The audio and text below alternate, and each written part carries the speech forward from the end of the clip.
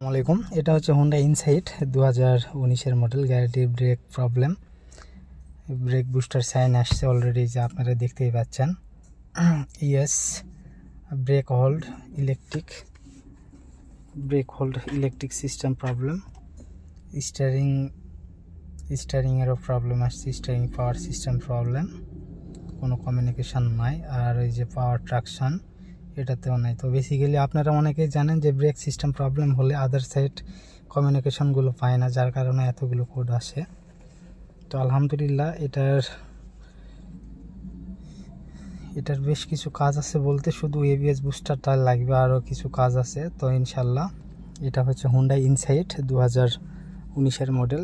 Basically যাদের এই ধরনের গাড়িগুলো আছে, তো সামনে ফেস হতে পারেন আপনারা এই ধরনের প্রবলেমের জন্য। তো আলহামদুলিল্লাহ এই জন্য ভিডিওটা করা আমার। হোন্ডা ইনসাইট 2019-এর মডেল হাইব্রিড।